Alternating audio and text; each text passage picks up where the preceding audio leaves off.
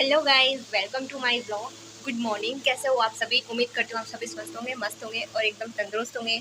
अभी बज रहे हैं, क्या बज रहे हैं अभी? 11:30। और मैंने खाना खा लिया है।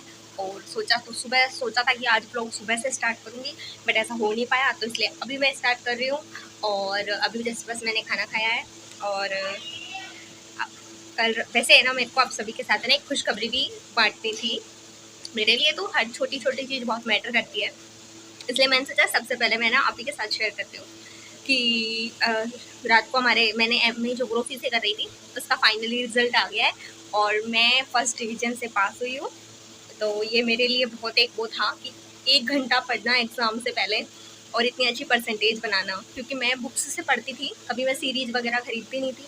तो इसलिए मेरे को बुक्स से पढ़ने की आदत है। हर कोई भी एग्ज़ाम हो उसमें मैंने अभी तक ट्रिपल एमए की है और तीनों एमए में मतलब तीसरी एमए अभी मेरी चल रही है। उसके फर्स्ट ईयर के पेपर हो गए, अब सेकेंड ईयर के जनवरी में है। तो ये देख लो कि तब मतलब इन तीनों एमए के जो भी मैंने पढ़ाई करी है प्लस ग्रेजुएशन की करी है वो सब मैंने बुक्स से करी है, मैंने कोई सीरीज़ नहीं खरीदी। तो मुझे बहुत खुशी हुई कि फाइनली लोग सीरीज़ों से पढ़ पढ़ के परसेंटेज बनाते हैं। मैंने बुक्स पढ़ी, उनको समझा, चीज़ों को समझा, उनको एनालिसिस किया एंड देन फिर मैंने मेरे आंसर्स लिखे with mapping and with pie charts and diagrams. तो मुझे बहुत अच्छा लगा और मैं खुश भी हूँ कि है ना मेरी फर्स्ट डिवीज़न बन गई। बस मेरे को एक मलाल रहता, क्योंकि जब मैंने हिस्ट्री से एमए किया था उस टाइम मेरी 59 पॉइंट समथिंग बनी थी। तो मुझे थोड़ा ये था कि मैं ना कुछ पॉइंटों से रह गई फर्स्ट डिवीज़न में। लेकिन इस बार मैं खुश हूँ कि मेरी 60% बन गई और इससे ज़्यादा मुझे क्या चाहिए था। तो ये खुशखबरी आपके साथ है और मुझे पता है आपकी भी बहुत सारी ब्लेसिंग्स होती हैं मेरे लिए। तो इसलिए अब आज से मैंने फाइनली ब्लॉग्स बनाना दोबारा से शुरू किया है। उम्मीद है आप मेरे ब्लॉग्स को बहुत पसंद करोगे, बहुत सारा प्यार दोगे। और हालांकि सारे दिन में ऐसा कुछ मेरे पास दिखाने के लिए होता नहीं है, बट फिर भी मैं कोशिश करूँगी कि मेरी लाइफ के कुछ जो रोज़ाना के एंटरटेनिंग मोमेंट होते हैं वो मैं आपको दिखाऊँ और आपके साथ शेयर करूँ। और आपको ब्लॉग अच्छा लगे तो लाइक शेयर सब्सक्राइब तो करना ही है और ज़्यादा से ज़्यादा लोगों को शेयर करना है, कमेंट करने हैं। आपका कोई भी सवाल हो वो मुझसे पूछ लेना है। तो वैसे तो है ना, आज अपन है ना थोड़ा बिग बॉस की बातें करते हैं। तो मुझे पता है मोस्ट इस बार वाला जो सीज़न है ना वो बहुत सारे लोग देख रहे हैं, बहुत सारे लोग देख रहे हैं। और उसके अंदर मतलब अब से पहले मुझे नहीं लगा इतना क्रेज़ था बिग बॉस का जितना मैंने इस बार देखा है। मतलब चीज़ें ट्रेंडिंग में चल रही हैं, चीज़ें मतलब घर के झगड़े बाहर तक भी आ रहे हैं, बाहर की चीज़ें इफेक्ट हो रही हैं। तो इस वजह से कहीं न कहीं मुझे इस बार का बिग बॉस वाला सेशन बहुत मस्त लग रहा है। तो मैंने भी पहली बार देखा है ज़िंदगी में, नहीं मुझे पसंद नहीं था बिग बॉस देखना, बट कुछ मेरे फेवरेट इन्फ्लुएंसर्स थे जो उसके अंदर गए, तो मुझे लगा कि शायद मुझे देखना चाहिए, जैसे कि शिवानी कुमारी, विशाल, कटारिया। तो अ, इस वजह से बाकी और टू बी ऑनेस्ट कटारिया को मैंने अंदर जाने के बाद से थोड़ा मतलब ऐसे पसंद किया है कि हाँ, वो बंदा ठीक है, मतलब एकदम साफ कहता है लेकिन मुँह पे कहता है। किसी की पीठ पीछे बुराई नहीं करता। शिवानी शिवानी की मतलब कॉमेडी खतरनाक है भाई, कहना पड़ेगा। विशाल जितना जेन्युइन बंदा मैंने अपनी लाइफ में नहीं देखा। वो उसको मतलब आप लाख गालियाँ दे रहे हो, वो बंदा उसके बावजूद भी आपके लिए कोई बुरी भावना नहीं रख रहा। ये अपने आप में बहुत बड़ी बात है, हर किसी में ये चीज़ नहीं होती है गाइस। तो मुझे बहुत अच्छी लगी। और नेज़ी भाई के लिए तो क्या ही कहना, वो तो खतरनाक मतलब स्टंट करते हैं शो के अंदर। उनका सोना, उनका घूमना, उनकी चिड़िया सब कुछ ऊपर है सर के। और अरमान जी का तो मैं क्या ही कहूँ, वो अरमान जी और रणवीर जी का तो गेम आप देख ही रहे हो, वो पूरा माइंड वाला है और मेरी माइंड सेट के लोगों से थोड़ी कमी बनती है। और इसके अलावा कौन बचा घर में? बाकी तो बाहर हो ही गए कुछ लोग जो थे। बट कुछ लोग थे जो मुझे जैसे पोलोमी जी थे, वो मुझे बहुत अच्छे लगे कि उन्होंने वो अपने मतलब रंग को जैसा है वैसे एक्सेप्ट करते हैं, किसी तरह की कोई क्रीम नहीं, किसी तरह का कोई मेकअप नहीं, ठीक है। उनको ये लगता है कि नहीं, जो मुझे सही लगेगा, जो मेरा ये रंग है ऐसा, तो मैं वैसा करूँगी। ये चीज़ मुझे उनकी बहुत अच्छी लगती है। चंद्रिका दीदी भी मुझे पहले थोड़ी ठीक लगी थी। मैं एक्चुअली में तो मैं बिग बॉस देखने ना मैं उन्हीं को गई थी, मैंने सिर्फ नाम सुना था, मैं रील्स वगैरह कुछ नहीं देखती थी उनकी, बट मैंने नाम सुना था कि भाई ऐसे ऐसे कोई है ना बड़ा पाव गर्ल है, वो भी जा रही है इसके अंदर। तो मैं देखने उनको गई थी, बट मुझे सीरियसली उनके अंदर ऐसी कोई बात नहीं लगी कि उनको है ना बाहर रखा जाए। और उन्होंने जिस तरह से विशाल वाले मुद्दे पे जिस तरह से ट्रीट किया, उस मामले में शिवानी की कहनी पड़ेगी कि शिवानी ने तो मतलब क्या उस टाइम पे विशाल का स्टैंड लिया। हालांकि ये बात शायद बहुत कम लोगों को पता होगी, अब लोग भूल गए होंगे, बट शिवानी ने उस टाइम पे जैसे बोला कि भाई देखो, अब कल को मेरा भाई है, कोई गलती कर देगा तो मैं उसको थप्पड़ मार सकती हूँ, उसको उसकी पिटाई कर सकती हूँ, उसको 2 बातें सुना सकती हूँ, बट ऐसा तो नहीं है ना कि मैं उसको छोड़ दूंगी। वो एक स्टेटमेंट मुझे लगता है कि इस सीजन का सबसे बेस्ट लाइन थी।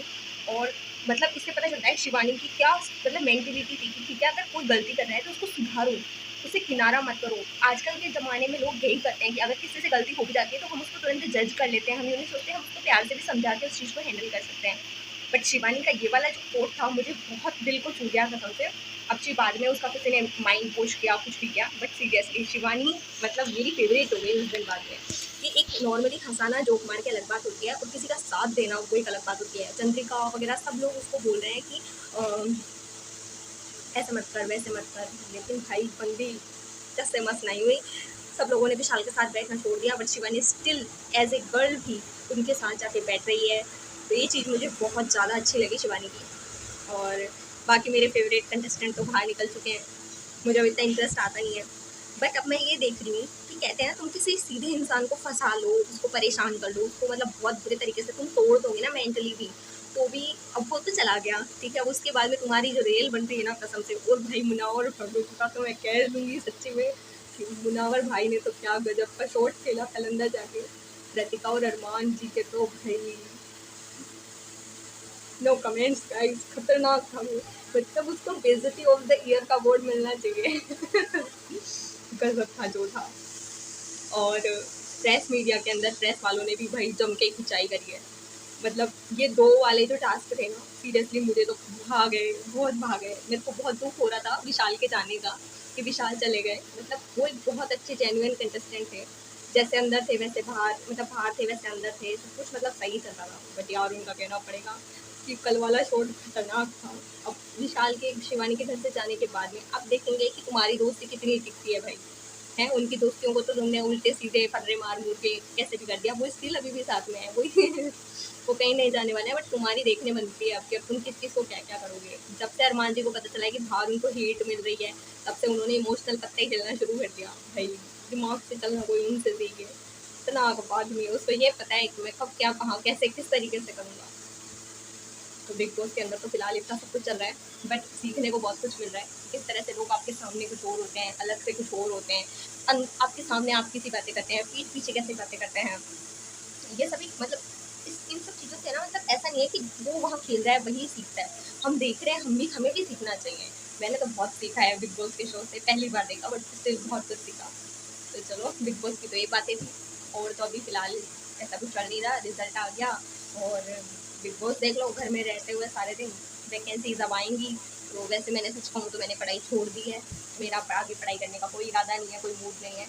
अब ठीक है, काफ़ी दिन स्ट्रगल किया, नहीं हो रहा कुछ भी, तो सोचा संन्यास ले लो, सीधी सी बात है।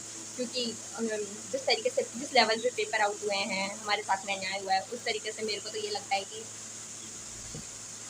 छोड़ देना चाहिए। क्योंकि सिस्टम को हम बदल नहीं सकते, सड़कों पर उतर के आंदोलन हम कर नहीं सकते, क्योंकि उससे कुछ होने वाला नहीं है। और फिर लोगों में एकता की कमी है, लोग अपना फ़ायदा देखते हैं, तब तक रुकते हैं। तो मतलब जनता को आप है ना यूँ नहीं कर सकते कि हमारा साथ दो, मतलब कुछ कह नहीं सकते वो कब तक हमारे सपोर्ट में है। तो इससे अच्छा है कि कहीं और ध्यान लगाओ, कुछ और करने की कोशिश करो। नहीं हो रहा है तो स्टिल अपने घर में तुम ठीक हो, अपनी फैमिली पर फोकस करो। तो मैंने इन सबसे सीखा और फिलहाल रिसेंटली मैं अपनी फैमिली के साथ टाइम स्पेंड कर रही हूँ एज ए गर्ल। क्योंकि मेरा आज तक के सभी कामों में सबसे फेवरेट है मेरी फैमिली के साथ में टाइम स्पेंड करना। और मुझे घर वालों के साथ टाइम स्पेंड करना बहुत ज़्यादा अच्छा लगता है, स्पेशली मेरी मम्मी के साथ में। तो अब मम्मी आ जाएंगी, उसके बाद में हम मतलब दोनों मिलके 1 डेढ़ घंटा मस्ती करेंगे। फिर जब हम थक जाएंगे तो हम सो जाएंगे। फिर हम उठने के बाद में फिर गपशप करेंगे। तो मतलब मेरा दोपहर के बाद का तो सारा टाइम मम्मी के साथ निकलता है। और इस चीज़ से दूसरे तो जलते हैं जो जलते हैं, मेरे मेरे खुद के पापा को भी बहुत जलन होती है हम दोनों को साथ में देख के। ये बहुत फनी है गाइस, मतलब मेरे पापा को इतनी जलन होती है मेरे को और मम्मी को साथ में देख के, कि हमारे बीच में कोई मिसअंडरस्टैंडिंग नहीं होती। वो लाख हम दोनों को एक दूसरे से भिड़ाते हैं, इतनी मतलब फनी बातें करते हैं। बट वो कभी मेरे अगेंस्ट में नहीं बोलती, तो वो तुरंत पकड़ लेती हैं कि कौन झूठ बोल रहा है कौन सही बोल रहा है। तो इसलिए हमारी कभी लड़ाइयाँ नहीं होती। तो बट सबसे अच्छा टाइम मुझे मम्मी के साथ लगता है और मैं मम्मी के साथ बिताती हूँ। कभी मौका मिला तो आपको मेरी और मम्मी के जो मस्ती भरे मोमेंट्स होते हैं ना, वो भी दिखाऊंगी, देखना आपको सबको बहुत मज़ा आएगा। तो चलिए, पहला व्लॉग है, थोड़ी नर्वसनेस भी है, काफ़ी दिनों बाद पहला व्लॉग है एक्चुअल में, तो थोड़ी नर्वसनेस भी है। और मिलूंगी आपसे नेक्स्ट व्लॉग में। तब तक के लिए जय श्री कृष्णा, राधे राधे, हर हर महादेव, जय शिव शंभू, जय बजरंग बली, बाय। आप सभी ध्यान रखना, इस टाइम पे मौसम ख़राब है, बदल रहा है, तो अपनी सेहत का ध्यान रखना। वायरल चल रहा है तो अच्छा खाना खाना, बाहर की चीज़ें कम से कम खाना। बाकी तो आप सभी समझदार हैं ही।